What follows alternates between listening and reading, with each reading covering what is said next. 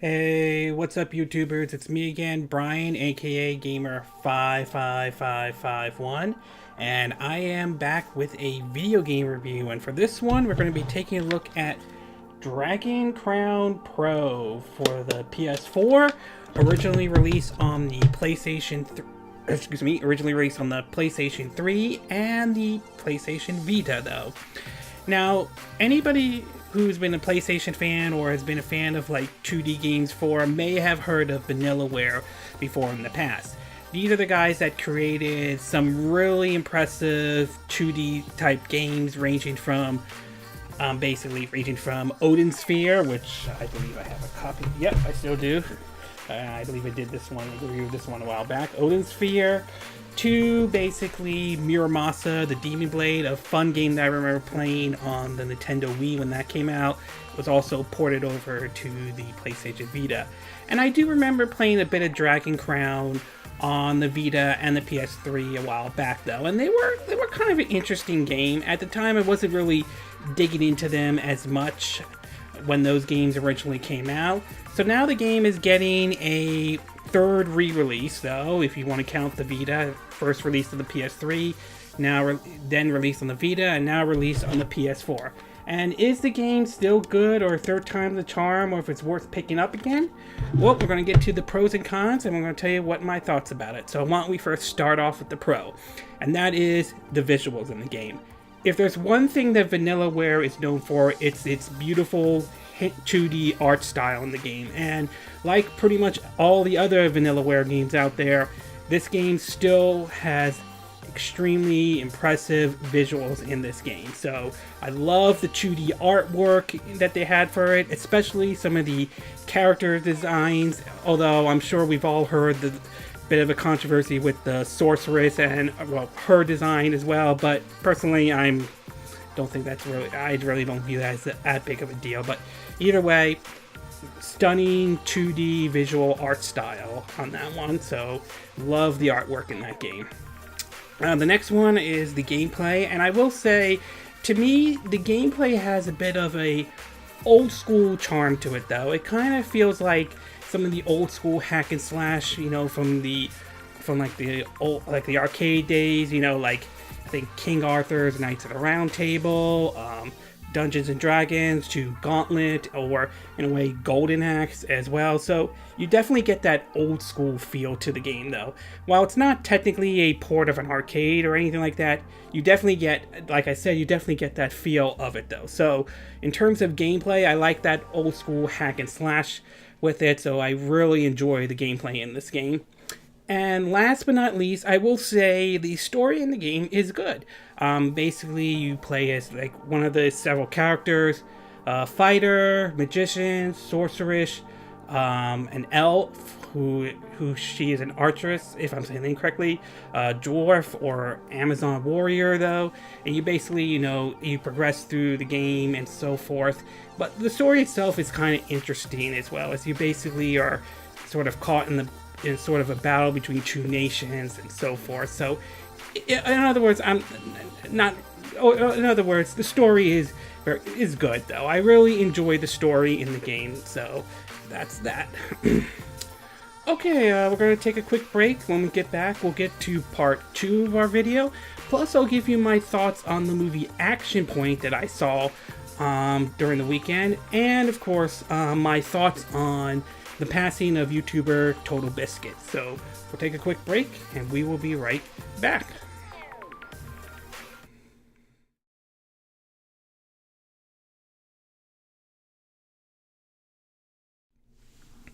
Okay, and we are back with part 2 of our video review of Dragon Crown Pro for the PlayStation 4. And I forgot to mention this earlier. This is on me. This is my fault, though.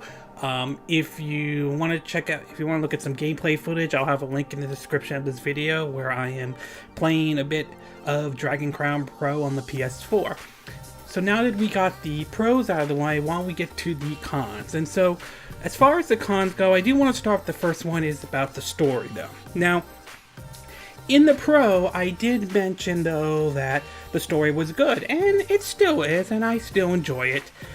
But at the same time, I do feel that, I do feel that the story from Odin Sphere and Muramasa had a better storyline, especially with, the samurai setting in Muramasa to the Norse mythology settings and storyline for Odin Sphere as well. So as far as story goes, I just feel that Odin Sphere and Muramasa had sort of a better story in oh god, I just had it very far in Dragon Crown Pro's one. So story's still good, but Odin Sphere and Muramasa is a bit better.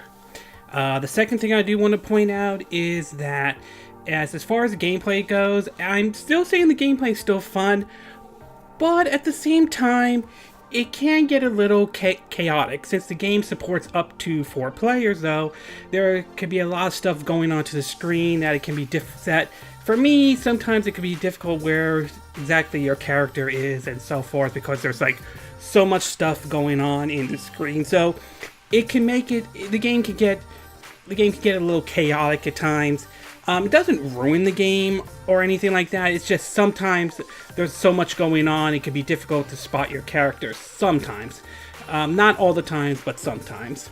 And last but not least, I will say that as far as I'm aware of, there is certainly no new content in the game, though. It's pretty much a port of what was in the PS3 and the PlayStation Vitas, which, again, if you missed it out the first time, it's probably this will all be new to you. But for those who've already played the heck out of the game when it came out on the PS3 and Vita, then you're not going to find anything new here. Compare that to, say, Muramasa Rebirth, which was released on the Vita, where that got some new content as well. And I think also Odin Sphere for the PS4 did too. I think there was some new stuff that they changed around on that one. But as far as Dragon Crown Pro goes, no new content as far as I'm aware of. Overall, I will say Dragon Crown Pro is still a fun game, nevertheless, though.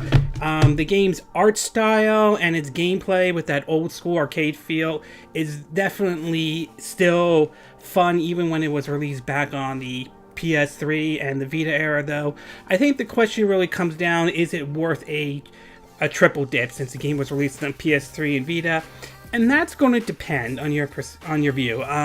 If you never played the game before and you have a PS4, I would say give it a go and see if it's the kind of game that interests you. If you're already beaten the game on the PS3 and Vita, then unless you absolutely must have to have it for the PS4, then it's not really worth a third pickup, though. But again, if you missed it out on the Vita, on the PS3, then I say pick it up. I certainly enjoyed the game, and I hope you guys enjoyed it as well. And here's to hoping that 13 Sentinel Aegis Rim, if I'm saying the name correctly, we finally see the next game from Vanillaware. Hopefully we'll see when that comes out, and I certainly would be down if they were to remake Muramasa, the Demon Blade. Be happy if it's on the PS4, but I would be open if they bring it to the Switch or something new as well. But overall, Dragon Crown Pro is a fun game. It's a fun old school arcade game to it, a homage to old school arcade games. The question is whether it's worth the triple dip or not. Okay, before I end this video, I do want to give my thoughts on 2 things. We'll start off with the first one, that is the movie Action Point, the new one from Johnny Knoxville's and from the folks who did the TV show Jackass. And I will say that the movie's funny, okay? I mean, since it's starring Johnny Knoxville, you basically have a good idea what you're going in. They're doing Jackass stunts and everything like that. It's a little bit different than, say, the TV show Jackass or the Jackass movie, or even Bad Grandpa in a way. I mean, Bad Grandpa it follows similar to Bad Grandpa. However, in this case, though, there were times when the scenes went into, basically they were doing the usual Jackass stunts and all that stuff. This one, you don't get that in this one. This one is just basically a movie, with a story and all that stuff. And to me, there were some moments that were funny, but not every joke's hit their mark. So overall, if you like the TV shows Jackass, Wild Boys, Viva La Bam, or the Jackass movie or Bad Grandpa, if you enjoy those kind of movies, then I do think you'll probably enjoy Action Point. I thought it was okay. I thought there were some funny moments, but I will say I thought Bad Grandpa was sort of the better movie, though. But overall, not bad. If you're going to see Action Point, I would recommend going matinee for that one. And finally, last but not least, I'm sure most of you have been aware of, is that just recently, TotalBiscuit recently passed away, though, earlier this week. I think, let me look it up. Okay, here it is. This is from Digital Trend. John Bain, better known to gamers as TotalBiscuit, died at 33. He died on Thursday after a lengthy fight with bowel cancer. He was 33 years old and is survived by his wife and son. His wife, Gina, apologize if I'm saying the name incorrectly, Bain, confirmed his passing on Twitter and posted a poem in remembrance, though. So, I have to say, I watch some of his videos every now and then, though, but I wasn't really the biggest TotalBiscuit fan. Nevertheless, though, it is unfortunate to see him pass away, especially at a young age, at 33. I mean, it's really sad, and I will say my heart goes out to his family and friends and loved ones out there who are grieving during this time, though. So I will say my heart goes out to those folks, and I'm hoping they're finding comfort and so forth. I mean, it's really unfortunate and very sad for him to pass away at the age of 33. That said, there are those who went on Twitter that made a comment that I felt was inappropriate. Well, let's put it this way. They pulled a Roseanne in a way, though, where she basically wrote an inappropriate comment that cost her show, which, for the record, she did that to herself. Okay, let's be clear about that. But anyway, on point, though, the person, apparently a former BioWare employee, was not happy with TotalBiscuit and made some comments that basically did not sit well with a lot of people. According to the article from Game Revolution, it says BioWare General Manager Casey Hudson had apologized from a former staff member's comment following the death of John TotalBiscuit Bain, a YouTuber critic who passed away from a lengthy battle with cancer at the age of 33. Hudson spoke out after Twitter posted by David Crooks, who previously worked on Mass Effect Andromeda, tweeted that the world feels a little bit better after TotalBiscuit died. Crooks tweets saw him condemning the critics' videos on games that he had worked on, along with how the YouTube creator has never addressed his repeated toxic fan base. How about the time that he was the centerpiece of not one but two major games I worked on, dishing out a flora of shitty criticisms that was less than useful and didn't help anyone, and are still some of his most viewed video. Quick treat. So he wrote a lot of stuff that, since after he posted that, though, he set his Twitter account to private, from what I understand. And I have to say, really, a person just passed away, regardless of whether you agree with TotalBiscuit or not, whether it's gaming, whether it's Gamergate for that matter, regardless of how you feel, he just passed away from cancer, for crying out loud, and you have to write that. And already by doing that, though, you just put the game Anthem even in a very awkward position. I mean, already that game's under pressure after what EA did with Star Wars Battlefront 2.